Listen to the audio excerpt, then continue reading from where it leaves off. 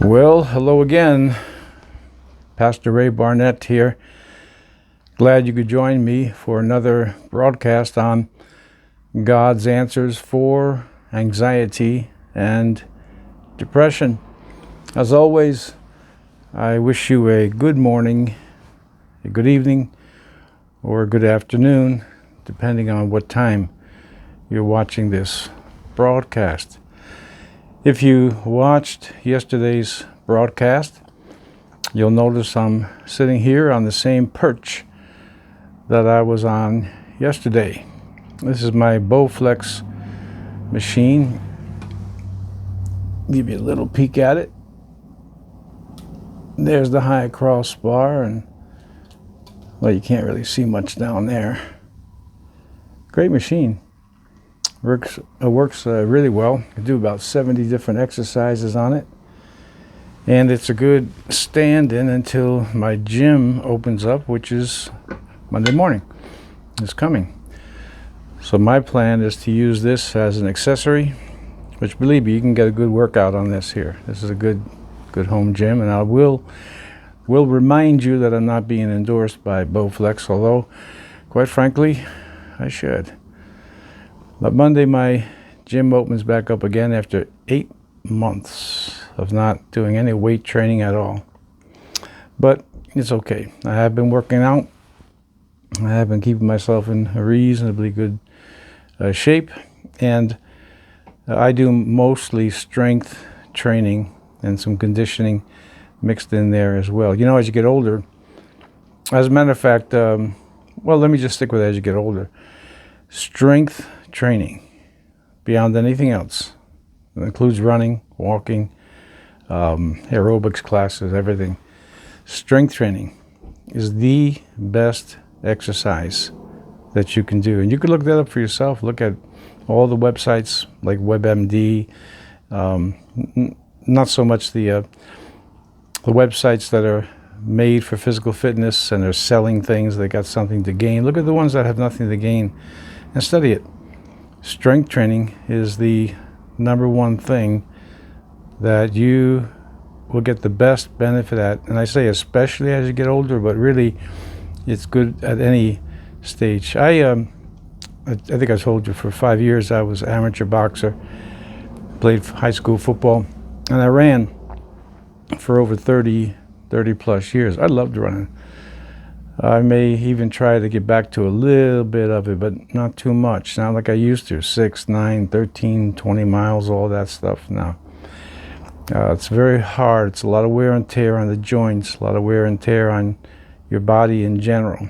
Strength training, that's the thing that you want to do. You don't have to break world records. You don't have to be the strongest person in the gym, guy or girl. It's just good because you'll use muscles that ordinarily you wouldn't use. Okay, so that's my story. I'm looking forward to getting back to some serious weight training with this as an accessory. And one of the things I meant to tell you yesterday, and maybe I can elaborate today, when it comes to anxiety, depression, and just mental health in general, exercise is one of the best things that you can do, just in general. So if it's just walking for you, fine. If you like to jog, hike, that's fine. You like to ride a bike, all of the above. It's all good because you'll burn off a lot of the hormones that are causing some of these so-called chemical imbalances. And maybe you wouldn't expect that to be one of the answers, God's answers for anxiety and depression to come from a preacher. But it is like the deep breathing techniques that we went over, and just like the stillness, that has a biblical basis. Deep breathing is just a physiological, almost common knowledge that it's just good for you. It creates nitric oxide. It's good for your heart, obviously your lungs, nervous system, which is what we concentrate on, deep breathing. But exercise plays a very important role in helping you to cope. So last week and this, I have been sharing with you, get up off of that couch and go into the bathroom and take that shower. And if you're a guy, shave. If you have a beard, well, you don't have to worry so much about it, but you still got to keep it trimmed. Put on clean clothes, press them. You see, all of this has maybe somewhat, well, I'm not going to say minor roles. These are all important. These are things that you do when you're feeling well, when you're when you're normal, when you're feeling normal. You do these things. When we're surrounded by anxiety, depression, these things we put off. We procrastinate. We don't feel we have the energy or the ambition to do these things. And this is a problem. I don't know, again, some of you are new to the broadcast, so we have 100 plus videos up, excuse me, 100 plus videos up again, or up now. And so to review them all is going to take a lot of time. And that's why I exhort you to, if you are here with this class, which is what it is, to be with it on a daily basis as much as is possible. Because one broadcast may be something very important, and it could be weeks or so before I repeat the lesson or throw it in. And even though I do have all of these lessons on a playlist under God's Answers for Anxiety and Depression, and they are dated. The title, I try to give a title to the lesson as best I can, but really they fall short as much as the titles on my messages at the church or at the pulpit do. It's just some way to identify the sermon or the lesson. Anyway, I've told you that have been with me from the beginning, or those that joined and have been watching on a daily basis. I repeat a lot. It's not because I'm not clever enough to think of something new and always have something new for you. It's not that. It's that you can't learn anything without constant repetition. I mean, you can't master anything.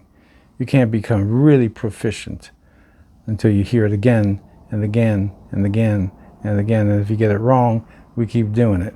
And you get it wrong, and we keep doing it. Then one day you say, wow, I'm really getting better. I'm getting very proficient. Then you practice again and again. See, it never really ends. We want to form habits. And a habit means this is something that you do on a regular basis. If it's a bad habit, you do it on a regular basis. Could be every day, could be once a week. But good habits, they're easier to break. They're easier to say, I've been doing really well recently, or lately, so I think I'll just take the day off, which from time to time, that's not a bad thing. But what happens is that you have the tendency to build up a bad habit. Let me give you an example. I'm constantly running into people who, like myself, were locked out of their gym. Now, other states, they've been back in their gyms for months. Here in New York State, we move a little slower, a lot slower. And so I talk to people, and they tell me, oh boy, I gained 15 pounds, I gained 20 pounds, I'm getting soft and all of that. And I don't say this in a braggadocious way, I just stating a fact. I lost weight. I didn't wait for my gym to open. I got, as the operative word is today, proactive. Got right on the floor, started doing push-ups, crunches, riding. I have a stationary bike here at the house. Got on the bike, rode it every day. Finally decided, you know what? I'm going to get one of these machines here, which again, it's very, very good. Be great for you, for your home, if you could fit it. It's not really that imposing either. It doesn't take up that much space. But because I'm not going to be dominated by life. This is pretty much one of the foundational lessons of this channel. We're not going to be dominated, excuse me. We're not going to be dominated by life. We're going to get, again, proactive. We're going to improvise. We are going to adapt to the improvisation, and we're going to overcome. So while others were gaining weight, losing muscle mass, and generally not doing too good as it concerns physical fitness, and obviously mental health as well. I went just the opposite way. I used it as a challenge to my will. I used it as a challenge to say, okay, this is now a challenge, and I'm going to overcome it. Whenever this thing ends, I'm going to have a testimony. I'm going to be able to say that, yeah, excuse me, I went through the same thing everybody else went through, but no, I didn't let it overtake me. Okay, so exercise, very important to your mental health. You say, here's an example of this thing. Now I got a moth that looks exactly like either Rodan or Godzilla flying in front of the camera. Every time, I'm telling you, every single time. Some of you will remember the Black Ops helicopter that was circling me when I was in the field. What was that all about? I don't know. If it's not a train, then it's a moth that looks like Mothra. If you remember these old science fiction films from the 50s. Many of you wouldn't. Okay, anyway. Exercise is very important. You say, oh, I wish I could walk. You don't wish you could walk, just walk. You say, well, it's this and that, and walk around your house. When I had heart surgery, it was in October. By the time November came around, it was pretty cool out. And after surgery, your body's weak. Obviously, I had my whole chest ripped open, so I walked around the house. I just walked up the stairs, down the hallway. I made a what do you call it? A route to walk around, or a route, depending on how you pronounce it. You don't let life overcome you. You improvise, you adapt, you overcome it. And again, that's pretty much the theme. If I could sum it up in a non-biblical term, that's the theme of this channel. We're not going to be dominated by our symptoms. We're not going to be led by our symptoms. Oh, gee, I'm so tired today. Well, how long has that been going on for in your life? 6 months? 6 years? Got to face the facts that what's happening to you is you're being dominated by your symptoms, by your palpitations, by your other thoughts that go with it. And in the end, it just gets worse, right? We've discussed this before. It just gets worse. So it's time to get up. It's time to start doing something. And I would recommend exercise as one of the things you put into your life and your program and your planning. And again, you decide on which. I'm just recommending strength training. It is the very best thing that you can do for your overall health. It also increases vascularity in the body. But you decide. Go for a walk. I had a young guy who was suffering from, he was schizoid affective, and he would call me every time he was having a panic attack. And one time he called me, and I said to him, all right, this is what I want you to do. You could tell on the phone he was in a panic. I said, I want you to put the phone down. I want you to go for a walk, and walk in one direction, right to the point where you're starting to feel a little fatigued. Then turn around, come all the way back. I didn't tell him how long to walk. I didn't even tell him how far. I said, walk until you're starting to feel, I'm getting a little bit tired, which for most people, that's going to be a couple of miles. Walk around, turn around rather, come back and call me when you get back. Hour goes by, he gives me a call, still panicky.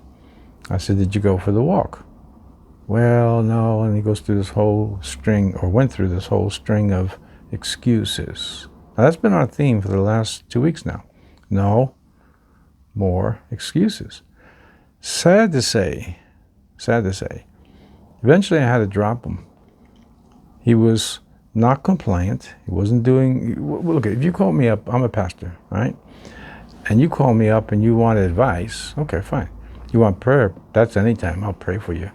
And I'll always love you.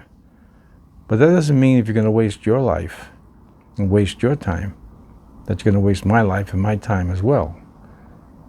See, sometimes, and I've mentioned this before, when people are sick, one way or the other, And obviously, all of us as Christians, I mean, we're going to have empathy and compassion. But you have to be wise enough to know, and especially those of you, which is pretty much everybody watching this channel, you have your own health you got to watch out for. They're going to circle the drain. The temptation for many, many people is to take you with them.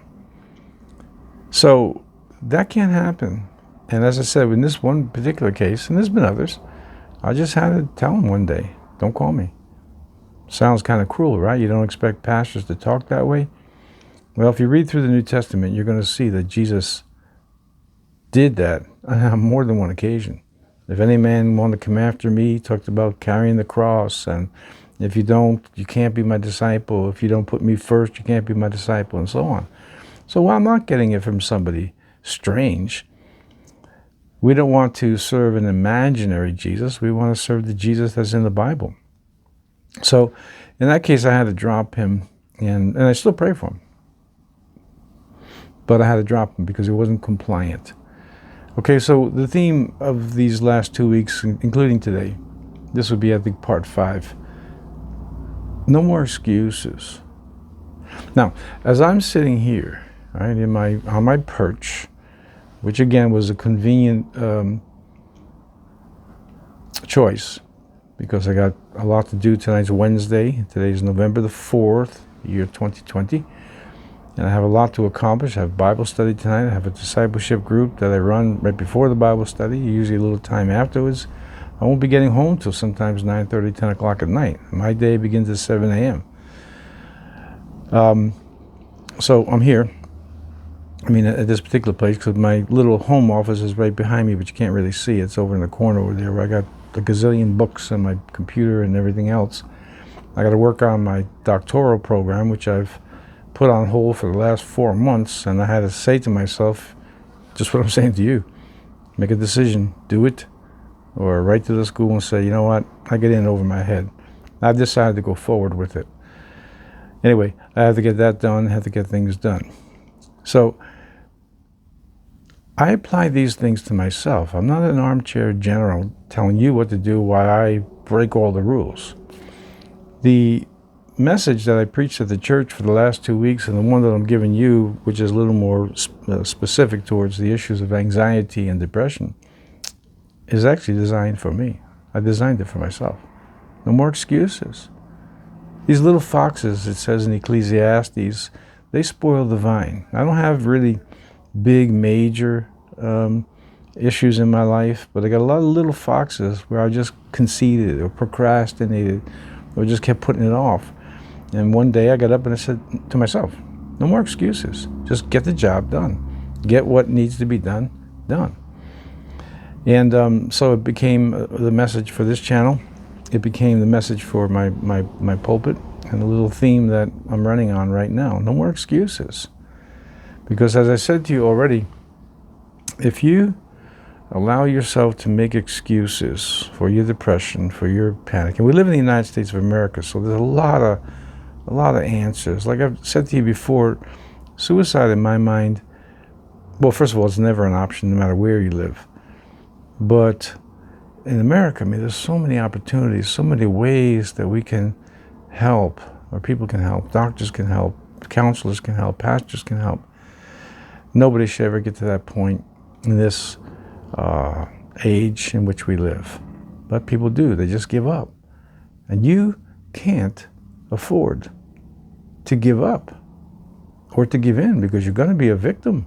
You're already a victim. But you don't have to stay a victim, and you must not stay a victim. So the theme, no more excuses. We have to realize that this is pretty much the theme of our lives, and it will be from here on in. I wanted to say something. Today is November the 4th. It's the day after the election, and some of you are going to watch it the same day. Maybe by the time you get to watch it today, on November the 4th, the election will be over. It'll be called. At the moment, it's not. And some of you, you're a day or two later, sometimes a week later, so then it's definitely going to be more of a finality on this election that we just passed through. Now, let me say this to you. I think I've shared this with you before. No matter who wins, our country is deeply divided and we're in a mess. Jesus is not an answer. He's our only answer. Is that we have people, Americans, I'm talking about America now, that are truly born again. Because if you put your confidence in man, whether it's Donald Trump or Joe Biden, or anybody else in the Senate, the House of Representatives, Supreme Court, and go on, right to your state, your governor, you're going to be disappointed. The psalmist said, I look towards the hills. From whence cometh my help? My help cometh from the Lord, the maker of heaven and earth. That's what this channel is all about. It's God's answers for anxiety and depression. And as you can see, the lessons I gave you on sitting still, the stillness, lessons I gave you on deep breathing, kind of everybody knows that. They're not specifically Christian. So we have a lot of practical applications and instructions here on this channel. But the thing that I'm able to do that most counselors cannot do is I can give you, let me say it this way, I can tell you what the future holds. Your future, the future of this planet. How can I do that? Because it's in the Bible. Regardless of when you watch this broadcast, right now, there's a bunch of very nervous, agitated, irritated people out there waiting for the result of this election. Now, I'm telling you now, once it's over, at least half of this country is not going to be satisfied. And with all the recent rioting and violence and looting and everything else that we've seen, well, let me say it to you this way. Both sides are now ready for a war, and that's not good. Not good for anybody. Not good for you. Not good for me. Both sides are now ready for an actual war, not a war of words, not a war of ideologies or ideologies, but an actual war, and that's not good. Now, why am I mentioning all this? Well, for you who are prone to anxiety, prone to depression, and so on, this is going to be one extra challenge for you. And remember that this broadcast is dedicated to your specific area of your specific challenge with anxiety attacks, panic attacks, depression. And I'm certain that the situation, COVID-19, the word that I despise is a lockdown. Lockdown is a term that came about in the 1960s, used when you just locked up a jail and locked all the inmates in. We are not inmates. We are Americans. However, all of these things are culminating into one huge problem. Many, many people are really on edge.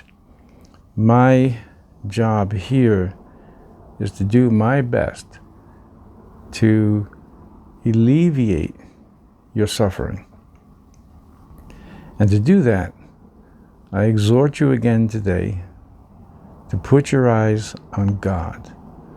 Read the New Testament. Read the Bible. But if you're not acquainted with the Bible, read the New Testament. Read Jesus' words. Know who Jesus is, not because somebody else told you who he is. Read who he is. Read his words. Matthew, Mark, Luke, John. Then go to Acts, 1 Corinthians, 2 Corinthians, Galatians, Ephesians, Philippians, Colossians. Read it. Read who Jesus is. And with that, don't make any more excuses. This is going to be some rough weather. I don't mean physical weather either. I mean spiritual, moral climate we live in now that, well, we have created through our disobedience and sin. It's going to be a challenge. And again, my job here with you is to do my very best to alleviate, mitigate, and to do my best to make sure that you're not suffering more than you were last week, the week before, the month before. And ultimately, as you know, I'm pushing with you for a complete cure. That means Psalm 34:4 comes to pass in your life. I sought the Lord, and he heard me and delivered me from all my fears. So let me finish today by summing up this way. Today is the day after Election Day, and it's not settled. If your candidate wins, you may be exuberant, but I'm telling you now, if you put your confidence in man, you're going to be severely disappointed. God is reaching out to America and trying to get the attention of anybody that will listen, that it's him that we need. It's him, not a man, not a woman.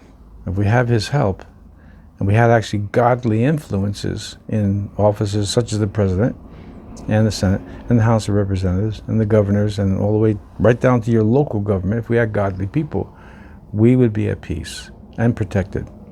Right now, that's a roll of the dice. You just make sure that you serve and seek after Jesus Christ and what he says, the words of the apostles, the words of the prophets. At the very least, you can ensure that you will be at peace, even if others are not. And lastly, let me just say, you can count on it. As much as you care for other people, and as I do, as I told you about this one, well, at the time he was a young guy, I had to cut him loose. I wasn't compliant. And there comes a time when we're tethered to each other in this world, and someone down here is pulling you down, you got to cut them loose. It's not easy to do. What I'm saying is that you got to make sure that you are at peace, even if everybody around you is not. Okay, that's enough for today. Let me pray for you. Father God, in Jesus' name, I pray once again for my friends who faithfully watch this broadcast, those who just tuned in. Either way, I pray, God, that you will deliver them from their oppressions, their depressions, their anxieties, which these things are going to increase in the days in which we live. I just pray that those who watch this broadcast and any other be free from it, so that they don't have to be fearing or afraid of what other people are fearing and are afraid of. I pray that in Jesus' name. Amen. All right, we'll see what each day unfolds right now, okay? This week the weather's supposed to pick up again as far as getting into the 60s, so I plan on being outdoors again, and we'll do that as long as we can until the snow starts to fly and it's just too cold to be outside. And then I'm going to pick a spot. Could be here, it could be my office, someplace where we can continue these lessons. All right. Look, if you're interested in sticking with me on these lessons, they're not easy. I don't give 3-minute little deals. They come in small little increments each day, week after week, month after month. If you're interested in that, then subscribe to the channel. And if not, don't subscribe. And make sure you hit the notification button, okay, so that you know when a broadcast goes up, because as you already learned, there are days when I'm just taken over by so much busyness, or business, I should say, and I can't get it, the broadcast up for you. All right. God willing, and the creek don't rise, I'll be with you here again tomorrow on God's answers for anxiety and depression. God bless you. See you tomorrow.